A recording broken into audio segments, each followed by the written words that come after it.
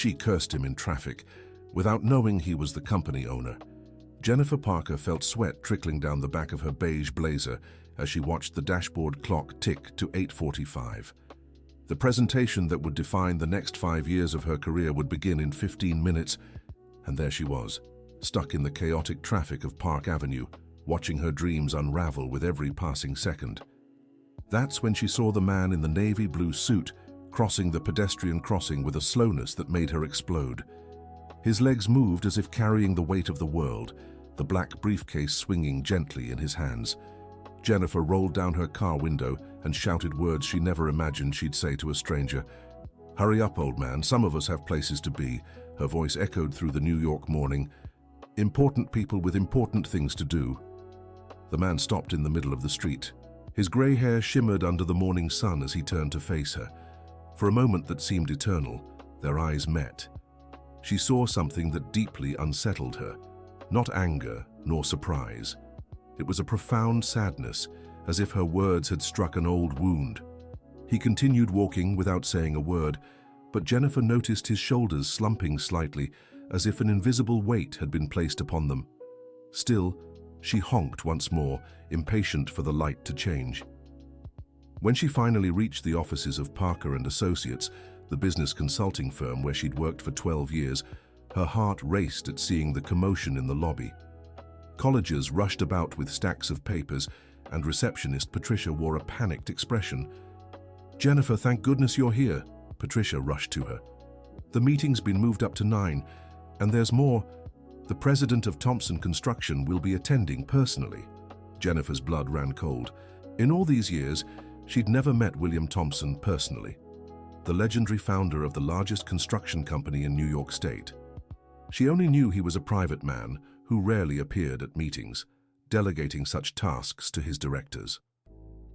She rushed up to the 22nd floor where the executive meeting room was located. Her assistant, Ashley, waited with a worried expression. "Jennifer, are you all right?" "You look like you've seen a ghost," said Ashley, handing her a cup of coffee. "Just nervous. This presentation could change everything for us," Jennifer replied, trying to organize her papers with trembling hands. The proposal she'd developed was ambitious, a complete sustainable management system for all the construction company's projects. Months of research, market analysis, financial projections, all summarized in 40 slides that could secure the biggest contract in her company's history. At 9 sharp, the meeting room door opened, first entered 2 directors from the construction company, middle-aged men with serious expressions. Then appeared a figure that made Jennifer's world collapse. It was the man from the crosswalk. William Thompson, 68 years old, walked with the same slowness she had criticized minutes before. His eyes, now cold as ice, found hers immediately. He paused for a moment, studying her face with an intensity that made her wish she were anywhere else in the world. "Good morning," he said, his deep voice echoing through the room. "I believe we've already met today." Jennifer felt her legs weaken. The other meeting participants exchanged confused glances, but she knew exactly what he meant. She tried to swallow, but her throat had gone completely dry. "Mr. Thompson, it's an honor to have you here," she managed to say, extending a trembling hand. He observed her hand for a few seconds before giving it a brief shake, his fingers ice cold. Then he moved toward the head chair at the table, each step measured and deliberate. "I believe you have a presentation for us," he said, settling into the chair. "I'm eager to see what you consider so important. Dear listener, if you're enjoying the story, please take a moment to like the video and especially subscribe to the channel. It really helps those of us just starting out. Now, back to the story." For the next 40 minutes, Jennifer lived through the worst professional nightmare of her life. Her voice faltered with every slide. Her hands trembled uncontrollably, and more than once she lost her way in explanations she had rehearsed hundreds of times. William Thompson remained impassive, taking notes in a brown leather notebook. Occasionally he asked precise technical questions, which she answered in a flustered and uncertain manner. The directors accompanying him seemed increasingly uncomfortable with the situation. When she finally finished, a heavy silence filled the room. William closed his notebook and looked at her again. "Thank you for the presentation, Jennifer," he said, pronouncing her name in a way that sounded almost like an accusation. "I need to speak with you in private. The others may leave." The directors quickly exited, and Ashley shot a worried glance at Jennifer before closing the door. They were alone, the air in the room seeming to grow thicker with each passing second. William rose slowly and walked to the window overlooking Park Avenue. Jennifer could see the crosswalk where it had all begun, 22 floors below. "You know, Jennifer," he said, without turning around, "I've been observing your work for several months. Your reports, your proposals, your dedication. I was impressed." Jennifer felt a flicker of hope, but something in his voice made her remain silent. "I was planning to offer you the leadership of a new department in our company, a directorial position with a salary matching your competence." He turned, his eyes meeting hers again. "But after what I witnessed this morning, I must question whether you have the emotional stability required to represent our company." The words hit Jennifer like punches to the stomach. She opened her mouth to defend herself, but he raised his hand, asking for silence. "The way you treated a stranger on the street showed me something about your character that reports and presentations don't reveal," he continued, his voice maintaining the same calm, cold tone. "A person who can humiliate another out of pure impatience is not someone I would trust to lead a team." At that moment, the door opened abruptly and Ashley entered, her face pale, holding a tablet. "Jennifer, I need to show you something urgent," said Ashley hesitantly. "Someone filmed what happened on the street this morning." Jennifer felt the world spin. On the tablet, she saw herself shouting from the car window, pointing her finger at William Thompson. The video already had over 1,000 views and was being shared in the company's employee groups. "What do you mean they filmed it?" asked Jennifer, her voice coming out as a whisper. "A person waiting for the bus recorded everything," explained Ashley. "And they found out the man was William Thompson. The video is spreading like wildfire." William watched the scene with an unreadable expression. Then, surprisingly, he took a deep breath and returned to his chair. "Jennifer, I need you to understand something," he said, his voice now carrying a sadness she hadn't noticed before. "I don't cross slowly out of laziness or lack of consideration. I suffer from a degenerative condition in my legs, diagnosed 6 months ago. Every step is a battle against pain." Jennifer's world completely collapsed. She let herself fall into the chair, her hands covering her face in utter despair. I didn't know," she murmured through her fingers. "Mr. Thompson, forgive me. But even if I were perfectly healthy," he interrupted her, "would that justify your behavior? Would it justify humiliating a person publicly over a few seconds' delay?" Jennifer couldn't respond. Tears began streaming down her face, smudging the makeup she had carefully applied that morning. William stood up again, picked up his briefcase, and walked toward the door. "I'll speak with your supervisor about our decision regarding the contract," he said, pausing at the threshold. "As for the position I was considering offering you, well, that's no longer up for discussion." After he left, Jennifer remained motionless in the chair for several minutes. Ashley approached hesitantly and placed a hand on her shoulder. "Jennifer, maybe there's still time to fix this," said Ashley. "If you went to him, if you explained—" "Explain what?" Jennifer lifted her mascara-stained face. "That I'm a horrible person who humiliates strangers on the street? That I deserve to lose the biggest opportunity of my career?" Jennifer's phone rang. It was her ex-husband, Richard. "Jennifer, I just saw the video." His voice was filled with anger. "Emma came home crying. Her schoolmates saw it and have been making fun of her. She's ashamed of her mother." "Richard, please." "No, Jennifer. This was the last straw. I'm filing for full custody of Emma. This video will be the perfect proof that you don't have the emotional stability to raise our daughter." The call ended abruptly. Jennifer looked at the phone in her trembling hands, feeling as if her entire life was crumbling all at once. In the following days, the situation only worsened. The video had spread across all the company's social networks. Colleagues who used to greet her cordially now averted their eyes when she passed through the halls. Whispers followed her everywhere. On Wednesday, Robert Parker, the owner of the company where she worked, called her into his office for a meeting. Robert was a 55-year-old man, bald and always concerned about his consulting firm's reputation. "Jennifer, you are an excellent professional," he began, avoiding direct eye contact, "but I can't ignore the impact this situation is having on our image." "Robert, it was a moment of losing control. It will never happen again," said Jennifer, feeling desperation growing in her voice. "The problem is, it's not the first time," he sighed heavily. "I've received 3 formal complaints from employees about similar episodes of yours in the last 6 months. You yelled at the coffee boy when he was slow to come up. You argued with the cleaning staff because they moved your papers. You had an outburst when the system crashed last Friday." Jennifer realized she had been watched for longer than she imagined. All those small moments of irritation she considered normal were, in fact, signs of a worrying pattern. "Robert, I can change. I can go to therapy, manage my stress." "Jennifer, you will take 2 weeks of leave," he said, his voice sounding final. "Use this time to reflect on your priorities. When you return, we will have another conversation about your future here." She left Robert's office, knowing her job was hanging by a thread.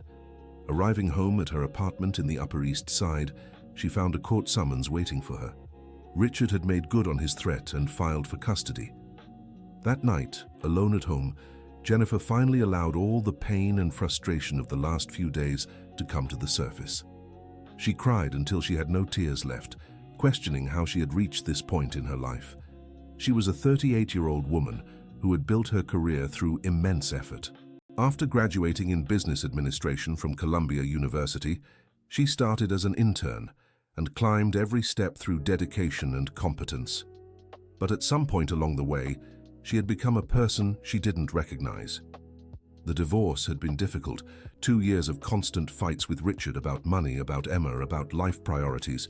She had plunged even deeper into work to escape the problems at home, developing a rigidity and impatience that hadn't existed before.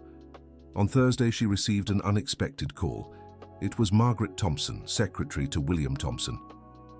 "Mrs. Jennifer, Mr. William would like to see you tomorrow at 4 in the afternoon at our office."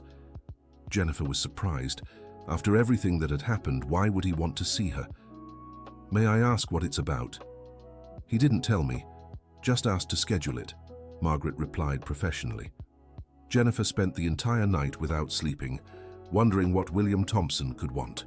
Perhaps it was to humiliate her even more.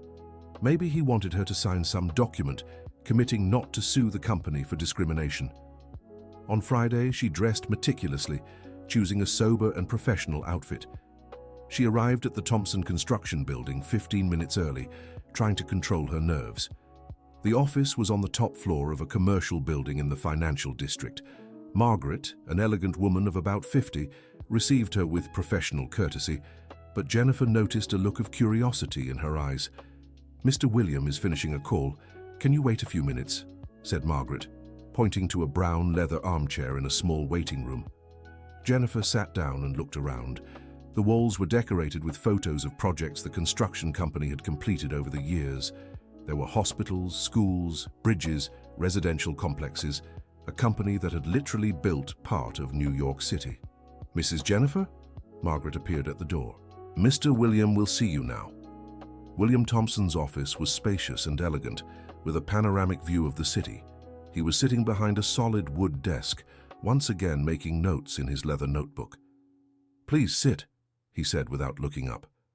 Jennifer settled into the chair opposite the desk, her hands sweating inside the black leather gloves she had chosen for the occasion. Finally, he closed the notebook and looked at her. "Jennifer, I called you here because I need to tell a story," he said, his voice softer than she expected. She remained silent, waiting. "3 weeks ago, I lost my 17-year-old grandson," continued William, his voice remaining firm, but Jennifer noticed his hands trembling slightly. "Michael was crossing a street in Greenwich when he was hit by a rushed driver, a man who was late for a meeting and decided that a few seconds were worth more than a child's life." Jennifer felt as if she had been punched in the stomach. Her hands flew to cover her mouth in horror. "Mr. Thompson, Michael didn't pass right away," he continued, ignoring her interruption. "He was hospitalized for 3 days, 3 days in which I walked the halls of that hospital, seeing other desperate parents, questioning how the world had become so rushed, so cruel. Tears began to stream down Jennifer's face, but William hadn't finished yet. "When you yelled at me that morning, I was returning from the cemetery where I had buried my grandson. I had spent the entire night keeping vigil by his coffin, promising that I would do something so other families wouldn't go through the same pain." "Please stop," murmured Jennifer. "I can't." "You need to hear this," said William, his voice now filled with emotion. "Because you have become, without knowing it, part of my mission." He stood up and walked to the window, exactly as he had done in the meeting room. "That driver who killed my grandson was exactly like you that morning. Someone who considered their appointments more important than the lives of people around them. Someone who had lost the ability to see other human beings as human beings." Jennifer was openly sobbing now, but managed to ask, Why are you telling me this?" William turned to her, and for the first time since they had met, his eyes showed no coldness. There was deep pain in them, but also something that seemed like hope. "Because I believe people can change," he said. "Because I saw something in your work, in your dedication, that makes me think there's a better person behind all that rage." He returned to the desk and pulled a folder from a drawer. "I have a proposal for you, Jennifer. Not a position at my company, but something bigger. I want you to help me create an institute dedicated to traffic education and accident prevention." Jennifer stopped crying, confused. "I don't understand." "You know the pain of someone who acts with anger in traffic better than any psychology expert," explained William. "And I know the pain of someone who loses someone because of that anger. Together, we can create something that truly makes a difference." "But why me, after everything I did?" "Exactly because of everything you did," he replied. "People don't listen to experts talking about theories. They listen to real stories from real people. Your story, our story together, can save lives." Dear listener, if you're enjoying the story, please take a moment to like and especially subscribe to the channel. It really helps us who are just starting out. Now, continuing. Jennifer remained silent for several minutes, processing the unexpected proposal. Finally, she found the courage to ask, "How would this work?" "You would leave your current job and come work with me full-time," explained William. "We would develop lectures, educational campaigns, programs for schools and companies. We would use resources from my construction company and seek partnerships with other organizations." "And my current situation? The custody process? My job?" "Regarding the job, I believe Robert would be happy to support your transition to something so noble," said William. "As for the custody process, well, showing that you're actively working to become a better person could positively influence the judge's decision." Jennifer remained silent for a few more moments. The proposal seemed surreal, working with the man she had humiliated, building something positive from the worst experience of her professional life. Can I think about it?" "Of course," replied William. "But don't take too long. Every day we spend without acting, more people get hurt in traffic because of impatience and anger." Jennifer left the office with her mind racing. The whole way back home, she thought about William's proposal. It was an opportunity to transform the worst mistake of her life into something constructive. That night, she called Emma. Her 15-year-old daughter was still hurt by the whole situation, but agreed to talk. "Mom, I saw the video," said Emma, her voice full of disappointment. "How could you treat a person that way?" "I have no excuse, Em," replied Jennifer, using the affectionate nickname she hadn't spoken in months. "I was a horrible person in that moment, but I want to tell you about a conversation I had today." Jennifer told her daughter about William Thompson's proposal, about the possibility of creating something positive from her failure. Emma listened in silence. "Are you going to accept?" the girl finally asked. "I don't know. It's scary to work with someone I hurt so much." "Mom," said Emma, her voice gaining maturity, "remember when I fought with Amanda last year? You told me that apologizing wasn't enough, that I needed to show I had changed through my actions." Her daughter's words struck Jennifer like a revelation. She had given that advice so many times, but had never applied it to herself. "You're right, Em. Maybe it's time to practice what I preach." On Saturday morning, Jennifer called Margaret and asked to speak with William Thompson. "Mr. William, it's Jennifer. I accept your proposal." There was a moment of silence on the other end of the line. Then she heard something that surprised her. William Thompson was crying. "Thank you, Jennifer," he said, his voice choked. "Thank you for giving me hope again." The following Monday, Jennifer went to Robert's office to communicate her decision. Her former boss was initially shocked, but then admitted he was impressed by her courage. "It's a unique opportunity to do something truly important," said Robert. "I'm proud to see you're turning this difficult experience into personal growth." He offered to keep Jennifer on as an external consultant, allowing her to maintain some income while developing the institute with William. The first week working with William was strange. They set up their desks in adjacent offices, separated only by a glass wall. Jennifer could see him working, taking his careful notes in the leather notebook, and she constantly remembered how she had misjudged his slowness. The Institute project grew quickly. They decided to call it the Michael Thompson Institute, Education for Life in Traffic, in honor of William's grandson. During the first planning meetings, Jennifer discovered more about her new partner's life. William had been a widower for 5 years, having lost his wife to cancer. Michael was the son of his only daughter, Caroline, who had moved to England after losing her son, unable to remain in the city where everything had happened. "Sometimes I feel responsible," William confessed during one of the meetings. "If I had taught him better about the dangers of traffic, if I had insisted he be more careful—" "It's not your fault," Jennifer said firmly. "The fault lies with a society that has normalized traffic violence, that made people like me think it's normal to yell at strangers." This conversation marked a change in their relationship. They began to see each other not just as professional partners, but as two people united by shared pain and a common purpose. The Institute's first project was a pilot lecture for employees of companies in the region. Jennifer was responsible for telling her story, while William would speak about the consequences of traffic accidents. The night before the first lecture, Jennifer couldn't sleep. Exposing her mistakes publicly was terrifying, but she knew it was necessary. The lecture was held in the auditorium of a technology company in Williamsburg. There were about 100 employees present, most appearing skeptical about having to attend yet another corporate lecture. Jennifer took the stage with trembling hands. She began by talking about her career, her professional successes, how she had built a solid reputation over the years. Then she paused and showed the video. "The person in this video is me," she said, her voice echoing through the silent auditorium. "And that man I'm humiliating is my current work partner." A murmur of surprise went through the audience. Jennifer saw William in the front row, his encouraging face giving her strength to continue.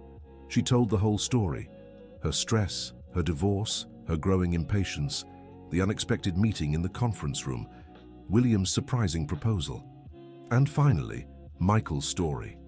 When he finished, the auditorium was completely silent. Then, a woman in the third row raised her hand. "How did you manage to forgive yourself?" Jennifer thought for a moment before answering. "I'm still learning," she said honestly. "Every day I wake up remembering what I did, the pain I caused. But I've learned that being paralyzed by guilt doesn't help anyone. The only way to truly redeem myself is to use this experience to prevent others from making the same mistakes." After her, William took the stage. He spoke about Michael, about the alarming numbers of traffic accidents in the United States, about how the violence on the streets reflects the violence in our interpersonal relationships. "Jennifer taught me that people can change," he said, looking directly at her. "If someone capable of publicly humiliating me can become my partner in the fight for more humane traffic, then there is hope for all of us." The lecture ended with a standing ovation. Several employees approached afterward to share their own stories of moments of anger in traffic or experiences as victims or family members of victims. In the following weeks, the Institute began receiving invitations to give lectures at other companies. Jennifer and William's story was spreading, but now in a positive way. During this period, Jennifer was also dealing with the custody process for Emma. Richard's lawyer had used the video as the main evidence, arguing that she lacked the emotional control to raise a teenager. But Jennifer had an ace up her sleeve. With William's help, she managed to document all the changes she was making in her life. Testimonials from colleagues about her new attitude, records of her participation in anger management groups, and most importantly, William's own testimony about her transformation. The day of the hearing arrived on a rainy Thursday in May.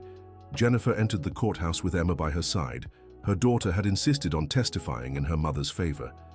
Richard and his lawyer presented the video and tried to paint Jennifer as an unstable and violent person. But when it was the defense's turn, Emma asked to speak. "Your Honor," said the 15-year-old girl with impressive maturity, "my mother made a mistake. She knows it, I know it, everyone knows it. But during these past few months, I've seen a transformation that has made me proud to be her daughter." Emma told of the changes she had observed at home, about how Jennifer had become more patient, more present, better able to listen. "She isn't trying to hide what she did," the girl continued. "She is using her mistake to help other people. Isn't that what we want to teach our children? That when we make a mistake, we should take responsibility and work to make it right?" After Emma, William was called to testify. He told his version of the story, confirming not only Jennifer's change in behavior, but also the positive impact she was making through her work at the Institute. "Your Honor," said William, "if I, who was the main victim of Jennifer's actions, can forgive her and work by her side, I believe this clearly demonstrates her capacity for growth and change." The judge deliberated for only 20 minutes. Jennifer retained custody of Emma on the condition that she continue participating in anger management groups and maintain the psychological counseling she had started. After the hearing, Jennifer, Emma, and William went to celebrate at a pizzeria near the courthouse. It was the first time the three of them were together in an informal setting. "Mr. William," said Emma, "can I ask you a personal question?" "Of course, my dear." "Do you have children?" William's face darkened slightly, but he answered kindly. "I had a wonderful grandson who is no longer with us, and a daughter who lives very far away." "It must be hard to be alone," observed Emma with the typical sensitivity of teenagers. "Sometimes," admitted William, "but the work with your mother has given me a new purpose." Jennifer looked at the two of them talking and felt something she hadn't experienced in a long time, a sense of family, of belonging. Dear listener, if you're enjoying the story, please take a moment to like and especially subscribe to the channel. It really helps us who are just starting out, now continuing.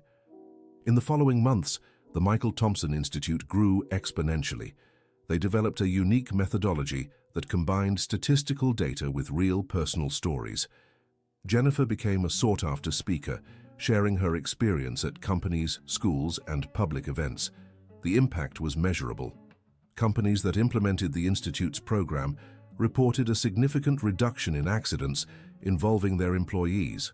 Schools that received the talks saw changes in student behavior, not only in traffic, but also in their interpersonal relationships. Jennifer also discovered that William had talents she hadn't suspected. He was an excellent writer, having drafted several technical articles on traffic safety that were published in specialized magazines. Together, they began working on a book telling their story and the methods they had developed. In August, they received a special invitation. The State Transportation Department wanted to implement the Institute's program in all state public schools. It was an official recognition of the work they were doing. During the meeting at the department, Jennifer presented the results obtained so far, while William explained the pedagogical methodology they had developed. The secretary, Dr. Peter Harrison Smith, was impressed. "You've achieved something we've been trying to do for years," he said, "making traffic education truly relevant and impactful for young people." The contract with the state guaranteed sufficient resources to expand the institute significantly. They were able to hire a team of psychologists, educators, and traffic experts. But the growth also brought new challenges.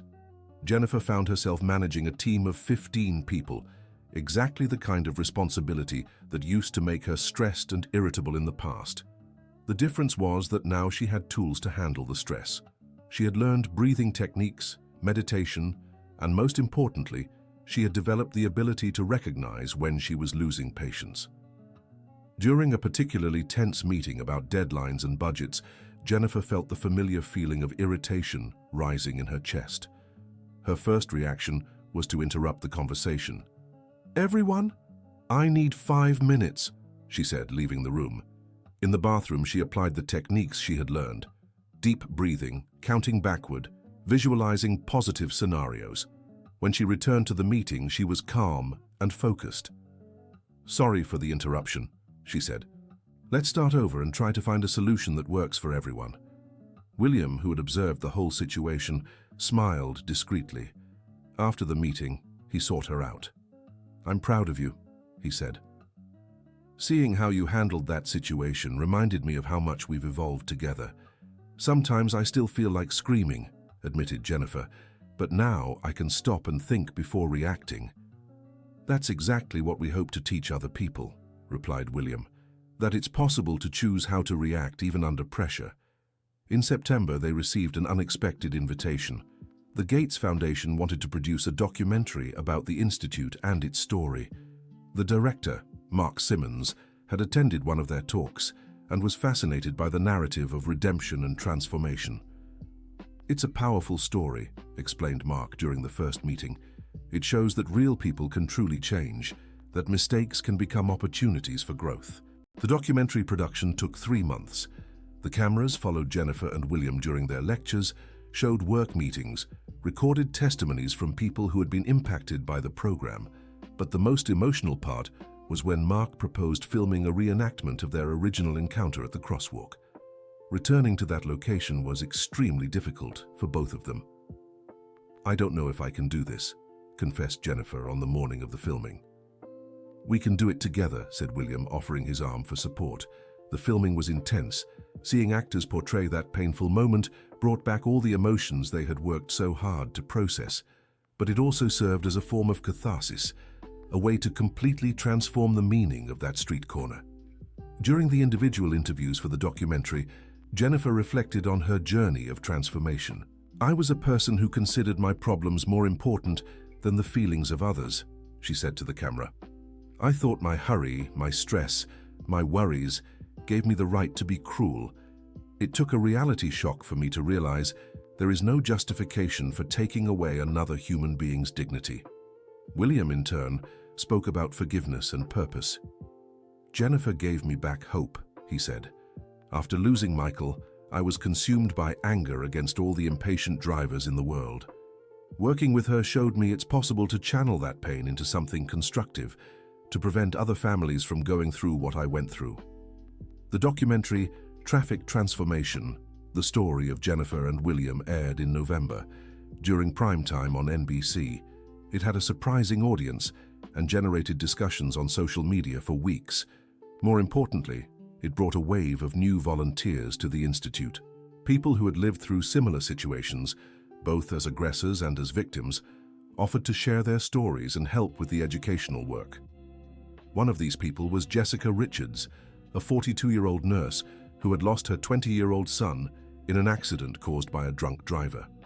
"I saw the documentary and thought, finally someone is doing something that really matters," said Jessica during her first meeting with Jennifer and William.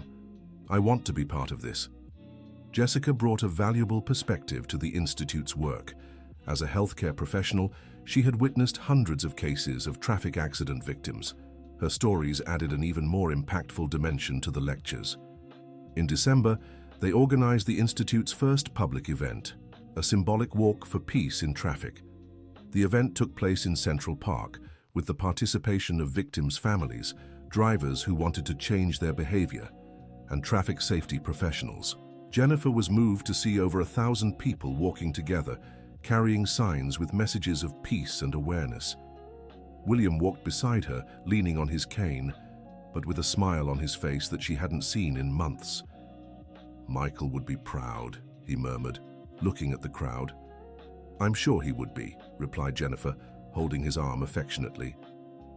During the event, they received an unexpected surprise. Caroline Thompson, William's daughter, had flown from England specifically to participate in the walk.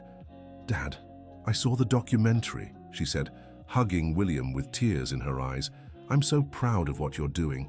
Michael would be too." It was the first time father and daughter had met since Michael's funeral.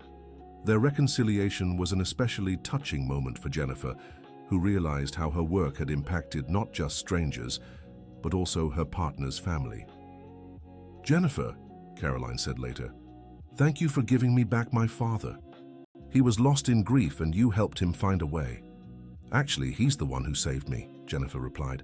"When I least deserved it, he offered me a chance at redemption." The year 2025 began with new challenges and opportunities. The Institute received a proposal to expand its activities to other states. Universities began including their teaching method in traffic psychology courses. Jennifer found herself traveling across the country, sharing her story in cities she had never visited before. In each place, she met people who had lived through similar experiences, moments of anger that caused irreversible damage, or that nearly did. In Chicago, a woman approached her after the talk and said, "Your story saved me. Yesterday I was driving while stressed and almost yelled at an elderly man who was taking too long to cross the street, but I remembered your video and stopped. I took a deep breath and waited patiently. When I got home, I found out my mother had called to say my grandfather had passed away. That elderly man on the street could have been him." Stories like this multiplied with every presentation. Jennifer began keeping a notebook where she wrote down the most moving testimonies, creating an archive of evidence about the power of personal transformation. In February, they received an invitation that at first seemed impossible to accept. The family of the driver who had hit Michael wanted to meet with William. The man, named Robert Miller, 45 years old, had been going through legal and psychological proceedings since the accident. His wife had seen the documentary and felt they needed to speak with William in person. "I don't know if I'm ready for this," William confessed to Jennifer when he received the request. "You don't have to be ready," she replied, "but perhaps it's an opportunity for healing for both sides." The meeting was arranged at the Institute's office with a psychologist present to mediate the conversation. Robert arrived accompanied by his wife Patricia and his lawyer. Robert was an ordinary-looking man, brown hair beginning to gray, with deep, dark circles that betrayed many sleepless nights. His hands trembled visibly when he shook William's hand. "Mr. Thompson," he began, his voice almost a whisper, "I have no words to express my regret. Not a day goes by that I don't think about what I did, about what I took from your family." William remained silent for a few moments, studying the face of the man who had changed his life forever. "Why were you in such a hurry that day?" he finally asked.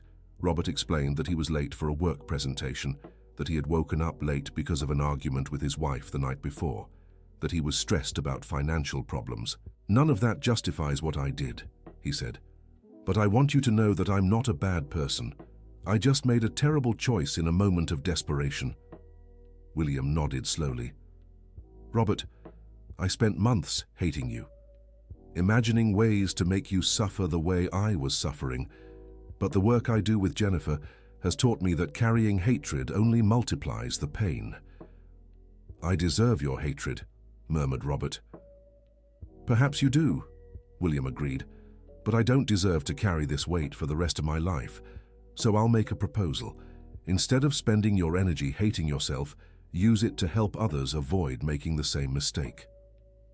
From that meeting on, Robert became a collaborator at the Institute. Her perspective as someone who had caused a fatal accident added an important dimension to the lectures.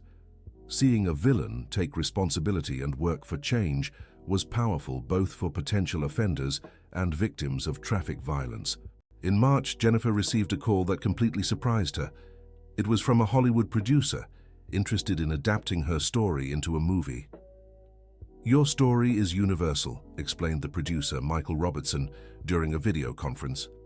"It speaks about redemption, forgiveness, how people can change when they find purpose." The idea of a movie was tempting, but Jennifer and William decided they wanted to maintain total control over the narrative. They only accepted on the condition that all profits would go to the Institute and similar organizations around the world. Meanwhile, Jennifer's personal life had also transformed. Her relationship with Emma was stronger than ever. Her daughter, now 16, had become a mature and engaged young woman, often accompanying her mother to lectures. "Mom, you know you changed my life too, right?" said Emma one night as they had dinner together at home. "How so, my dear?" "Before what happened, I thought adults didn't really make mistakes, "That you always knew what you were doing," explained Emma. "Seeing you take responsibility for your mistake, apologize, and work to fix it taught me that everyone can grow at any age." Conversations like this reminded Jennifer that the impacts of her actions spread far beyond what she could see.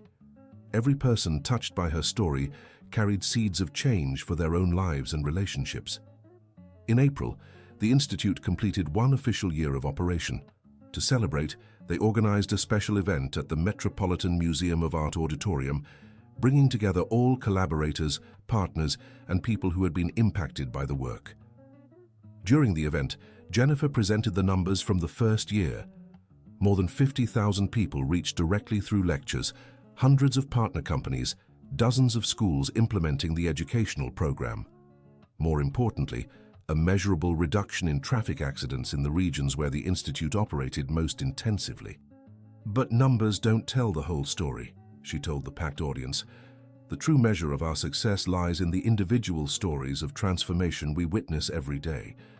She invited several people to share their experiences.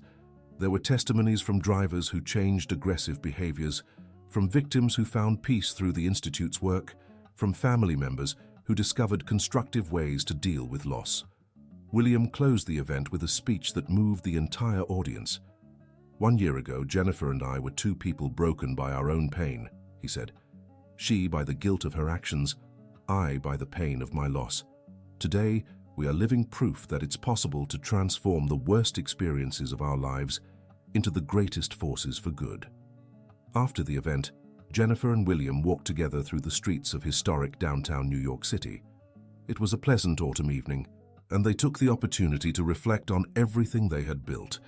You know, Jennifer," said William as they stopped in front of the Metropolitan Opera House, "sometimes I catch myself thinking what my life would be like if you hadn't yelled at me that morning." "You'd probably be retired, tending to your garden," joked Jennifer. "And you'd be at some company, stressed and unhappy," he added. "Do you think it was fate?" asked Jennifer.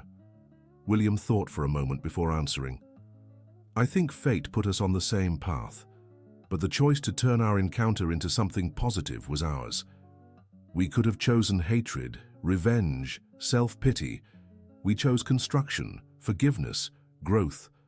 They continued walking in comfortable silence, each lost in their own reflections. Jennifer thought about how life had taken a completely unexpected turn.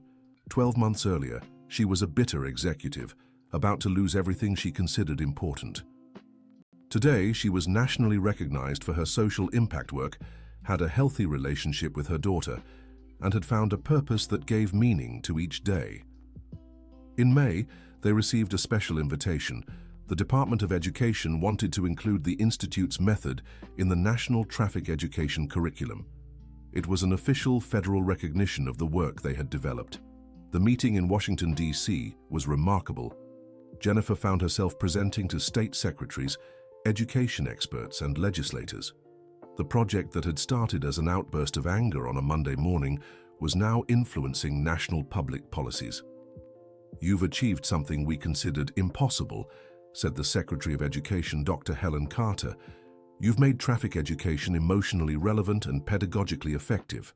During her presentation, Jennifer showed videos of 8-year-old children explaining concepts of empathy in traffic, teenagers creating awareness campaigns in their schools, adults reporting behavior changes after attending the lectures. "The secret isn't just in teaching rules," she explained. "It's in connecting those rules with fundamental human values, respect, empathy, collective responsibility." The agreement with the department ensured that the Institute's method would be implemented in all public schools across the country over the next 3 years. It was an enormous responsibility, but also an opportunity to impact millions of young people before they developed destructive traffic habits. For Jennifer and William, it also meant a significant expansion of the Institute. They needed to hire over 50 people, open regional offices, develop standardized educational materials. "Sometimes I feel overwhelmed," Jennifer confessed during one of the planning meetings. "It's so much responsibility. Remember when you felt overwhelmed before?" asked William. "What was the difference?" Jennifer thought for a moment. "Before, I was stressed about things that only benefited me. Now, I'm stressed about things that can save lives. It makes all the difference in the world. In June, they decided to do something they had been planning for months: visit the school where Michael had studied. The principal, Dr. Marianne Stewart, had invited them for a special lecture, but they also wanted to see the environment where William's grandson had spent his last years of life. John Smith High School was in Williamsburg, not far from where Michael had been hit. It was a large school with about 1,200 students, known for its innovative educational projects. "Michael loved this school," said William, as they walked through hallways filled with student work on the walls. "He always came home telling stories about the teachers, the projects, his friends." The lecture was for high school students, the same age group Michael was when he passed away. Jennifer noticed how emotional William became, seeing young people his grandson's age listening intently to his words. During the presentation, a student raised her hand. "Mr. William, how did you manage to forgive the person who—" She hesitated, clearly uncomfortable with the question. "Who killed my grandson?" William completed gently. "It's a difficult question, but an important one." He spoke about his grieving process, about how hatred was consuming his life, about how working with Jennifer had taught him that forgiveness doesn't mean forgetting or minimizing the pain, but choosing not to be consumed by it. Forgiving wasn't something that happened overnight, he explained. It was a daily decision, sometimes hour by hour, to choose construction instead of destruction. After the lecture, the principal took them to see a tribute the students had made for Michael. It was a garden in the school courtyard, with plants he had helped cultivate during a science project. The students wanted to maintain the garden as a way to honor his memory, explained Dr. Marianne. Michael was very beloved here, always willing to help his classmates, participatory in all projects. William knelt beside one of the plants, a small jaboticaba tree that Michael had planted the previous year. His hands trembled as he gently touched the leaves. "He would be happy to know the garden continues growing," he murmured, tears streaming down his face. Jennifer knelt beside him, placing a comforting hand on his shoulder. In that moment, she fully understood the depth of loss William had faced and the extraordinary courage he had shown in choosing to transform that pain into something constructive. In July, they received news that the film based on their story had entered production. Filming would take place in the United States with American actors, and both Jennifer and William would serve as consultants to ensure the narrative's authenticity. Seeing their lives recreated by actors was a surreal experience. The actress playing Jennifer, Chloe Taylor, spent days observing her lectures and interviews to capture not just her words, but her expressions, gestures, and mannerisms. "It's strange seeing my worst moments being acted out," Jennifer commented during a filming break, "but if it helps more people reflect on their own attitudes, it's worth it." The actor playing William, Philip Howard Miller, spent even more time with his character, learning about his walk affected by the degenerative disease, his calm way of speaking, his habits and characteristic gestures. "Mr. William is a man of impressive fortitude," Philip said during a production interview. "Portraying someone who transformed personal tragedy into strength to help others is one of the most meaningful challenges of my career." The filming of the original encounter scene was particularly emotional. Even knowing it was acting, seeing the recreation of that painful moment brought back all the emotions experienced 14 months earlier. "Action!" shouted the director, and Jennifer watched as the actors portrayed the moment that had changed their lives forever. The actress shouted from the car window, exactly as Jennifer had done. The actor walked slowly across the crosswalk, carrying the weight not just of the illness, but of recent grief. It was a faithful and painful recreation. "Cut!" shouted the director after several minutes of filming. Jennifer approached the actress. "How did it feel portraying this version of me?" she asked. "It was difficult," admitted Chloe. "Even knowing it's fiction, shouting at someone like that goes against everything I believe in. But I understand the importance of showing this transformation." In August, they organized the Institute's second public event, this time focused on traffic professionals, officers, enforcement agents, driving instructors. The idea was to empower people who dealt directly with drivers to become agents of transformation. The event was held at Madison Square Garden with participation from over 3,000 professionals from across the state. Jennifer and William presented success stories, statistics on accident reduction, and most importantly, techniques for constructively dealing with aggressive drivers. "You are the first line of contact between society and traffic education," said Jennifer during her presentation. "Every interaction you have is an opportunity to plant a seed of change." A traffic officer from Miami raised his hand during the Q&A period. "Ma'am Jennifer, it's hard to stay calm when someone yells at us every day. How do you suggest we handle that?" "Remember that the person who is yelling isn't yelling at you personally," she replied. "They're expressing frustrations and pains that have nothing to do with you.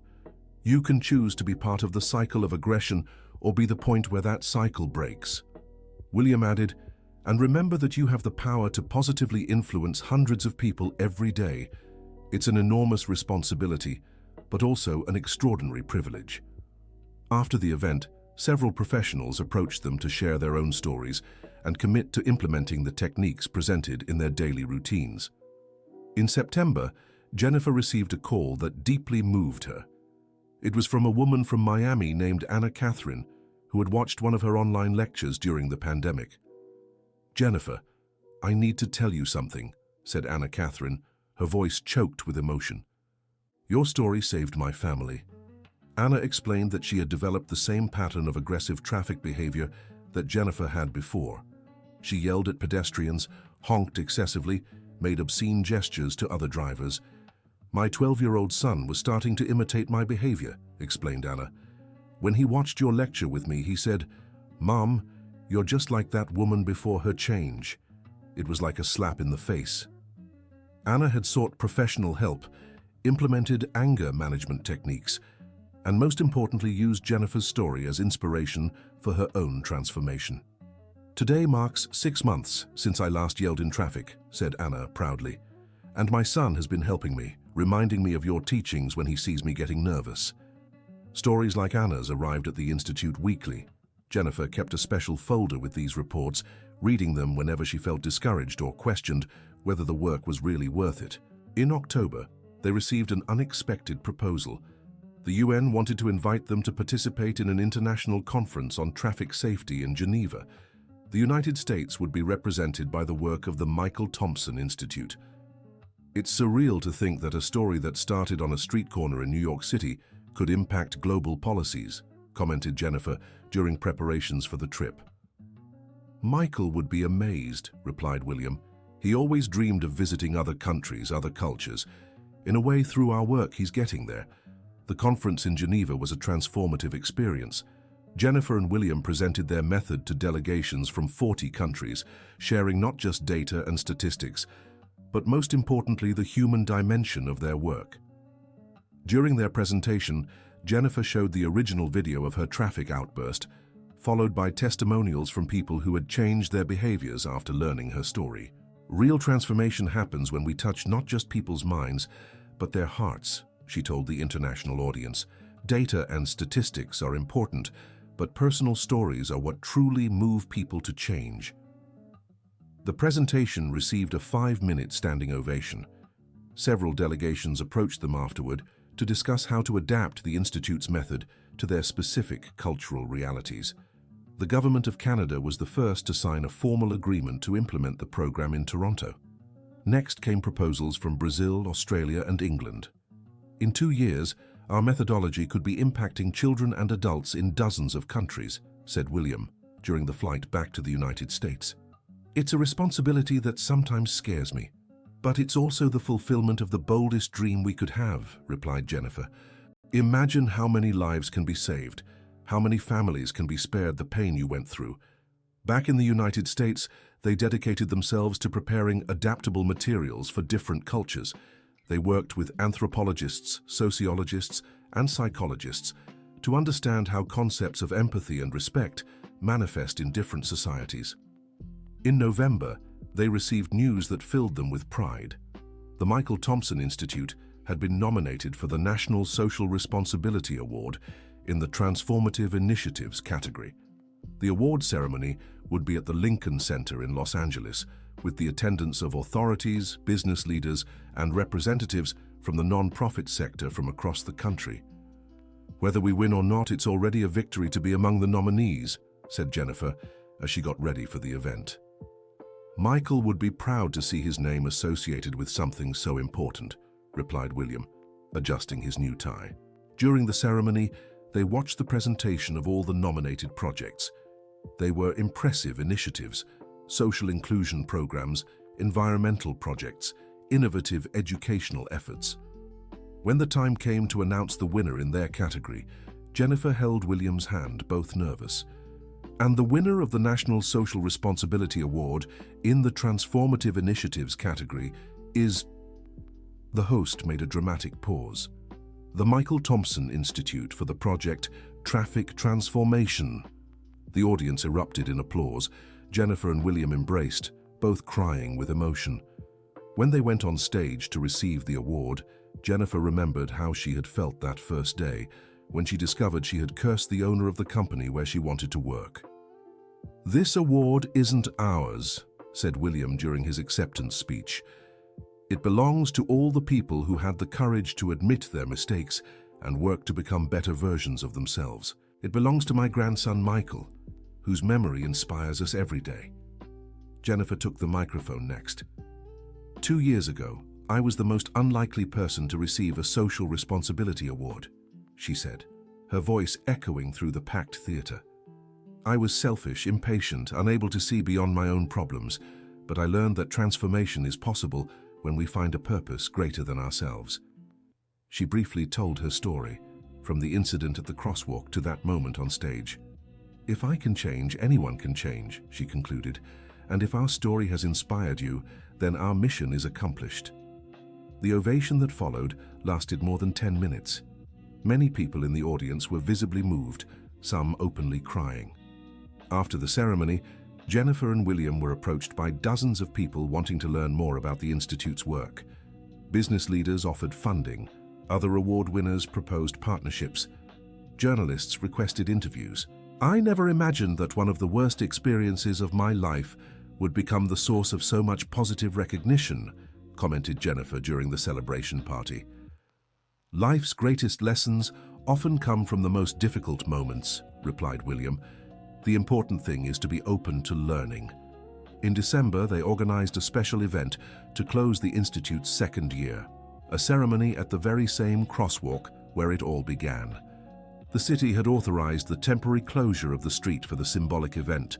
Hundreds of people attended: Institute staff, collaborators, people who had been impacted by the work, public officials, and media representatives.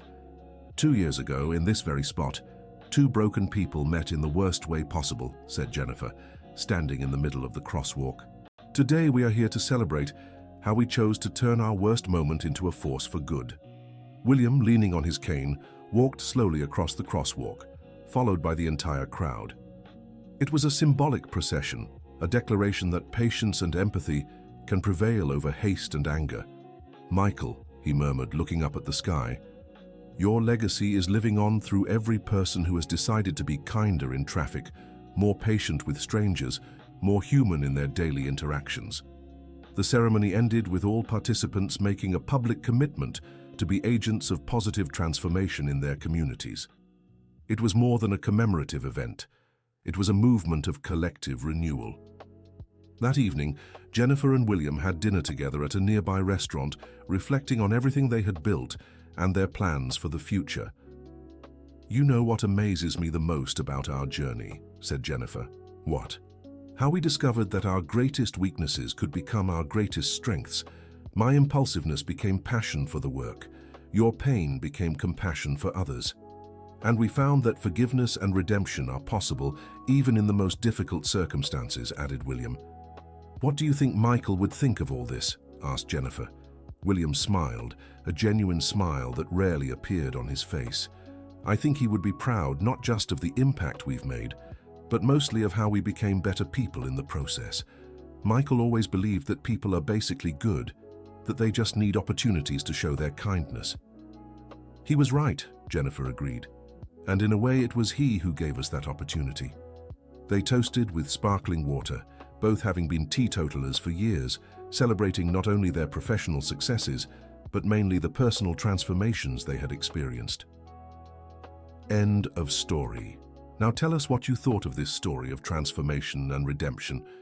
Do you believe Jennifer made the right decision by agreeing to work with William after everything that happened? How would you react if you were in either of their places? Leave your honest opinion in the comments. We really want to know your perspective on this journey of change.